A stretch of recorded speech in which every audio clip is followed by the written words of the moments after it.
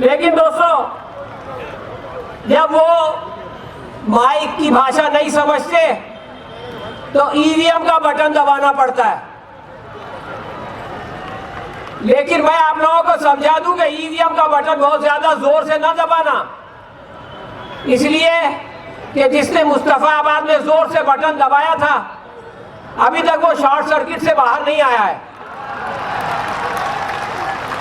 कल उसने सिर्फ इतना कहा,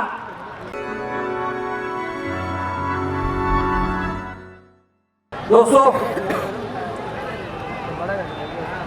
मौलाना कासमी कह रहे थे कि इस आजाद मैदान के बारे में ये गलतफहमी हुआ करती थी कि इसका पेट नहीं भरता। जिस तरह से हमारे लीडरों का झूठ बोलते बोलते पेट नहीं भरता, लेकिन आप लोगों के आज़्म व हौसले ने इस मैदान को छोटा कर दिया। दोस्तों,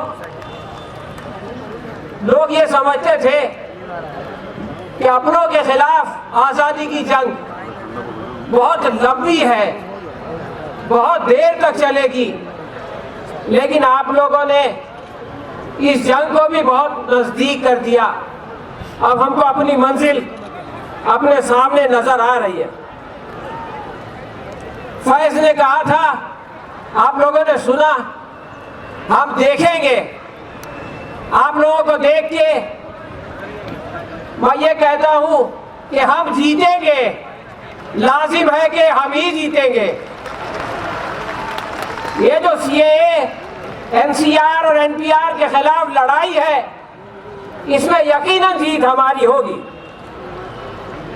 दोस्तों, इस कानून के बारे में तो आपको बताया जा चुका कि ये कितना भयानक कानून है, लेकिन मैं आपको बताना चाहता हूं कि इसके खिलाफ जो संघर्ष चल रहा है ये कितना सुखद संघर्ष है। किसी शायर ने कहा, हर इनकलाब की तारीख ये बताती है वो मंजिलों पे न पाया जो रह गुजर में मिला। इस संघर्ष के रास्ते में हमको ये सारे साथी मिले जो कि स्टेज पे बैठे हुए हैं, और वो हजारों लाखों जाबाज मिले जो कि हमारे सामने इस जंग में हमारे शाना बचाना खड़े हैं। तो दोस्तों, हमारा एक दोस्त कह रहा था कि इतने जोर से क्यों बोलते हो। जो लोग ऊंचा सुनते हैं, इसलिए ऊंचा बोलना पड़ता है। लेकिन दोस्तों, जब वो माइक की भाषा नहीं समझते तो ईवीएम का बटन दबाना पड़ता है। लेकिन मैं आप लोगों को समझा दूं कि ईवीएम का बटन बहुत ज्यादा जोर से न दबाना, इसलिए कि जिसने मुस्तफाबाद में जोर से बटन दबाया था अभी तक वो शॉर्ट सर्किट से बाहर नहीं आया है। कल उसने सिर्फ इतना कहा कि अगर कोई हमसे बात करने आएगा तो हम उसको 3 दिन में वक्त देंगे। वो वक्त आने वाला है कि जब वो बात करने के लिए जाएगा और लोग कहेंगे कि अब हमारे पास फुर्सत नहीं है, अब बात करने का वक्त चला गया, अब जाइए, अब आराम कीजिए। तो दोस्तों, अगर दिल्ली की हार के बाद भी समझ में बात नहीं आई हो तो बिहार के बाद समझ में आ जाएगी, जहां कन्हैया कुमार पे 8 मरतबा हमला हो चुका है। और अगर बिहार में भी समझ में ना आए तो उत्तर प्रदेश में समझ में आ जाएगी कि जहां डॉक्टर कफील अहमद की जिस दिन जमानत हुई उसी दिन उसको एनएसए में लगा के दोबारा गिरफ्तार कर लिया गया। मैं पूछता हूं कि आप इतना डरते क्यों हैं? क्यों कन्हैया कुमार पे हमला करते हैं?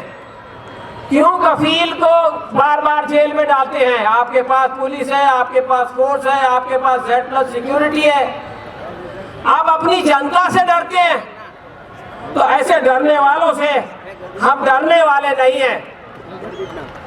अल्लामा इकबाल ने एक शेर कहा था, मैं थोड़ी सी तब्दीली के साथ आप लोगों को सुनाना चाहता हूं। बुज़दिल से डरने वाले हैं आसमान नहीं हम, बुज़दिल से डरने वाले हैं आसमान नहीं हम, 100 बार ले चुका है तू इम्तिहान हमारा। दोस्तों, आप लोगों के इस संघर्ष ने जो परिवर्तन लाया है, इसका एक उदाहरण मैं आप लोगों के सामने देना चाहता हूं। पहली बार जब सुप्रीम कोर्ट में शाहीन बाग का मामला आया, सीएए का मामला आया, तो अदालत ने यह कहा कि अभी हमारे पास वक्त नहीं है, जब अमन कायम हो जाएगा तो जाकर के हम जो है वो इसके बारे में फैसला करेंगे। लेकिन कल हमारे एक दोस्त ने भीड़ के रहने वाले दोस्त ने नांदेड़ की अदालत में जाकर के अपना मुकदमा पेश किया और ये कहा कि पुलिस जो है वो हमको एहतजाज करने की, मुजाहरा करने की, प्रोटेस्ट करने की इजाज़त नहीं दे रही है। तो इसके जवाब में बॉम्बे हाई कोर्ट की जो औरंगाबाद बेंच है, उसने कहा कि किसी नागरिक को इस काम से रोका नहीं जा सकता। हुकूमत की मुखालिफत करना देश की मुखालिफत नहीं है।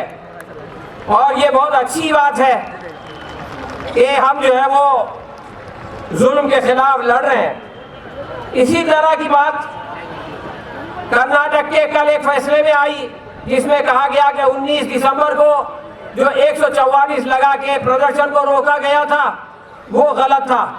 और बीदर में जिन लोगों के खिलाफ एक 6 साल के बाद 10 साल के बच्चे के खिलाफ जो बगावत का मुकदमा लगाया गया है वो गलत है। आखिरी बात दोस्तों, मैं ये कहना चाहता हूँ शाहीन बाग के सिलसिले में कि शाहीन बाग हम लोगों को अपनी आज़ादी के मंजिल के करीब ले जा रहा है, तो इसकी मुखालिफत हो रही है कि इसकी वजह से ट्रैफिक जाम होता है।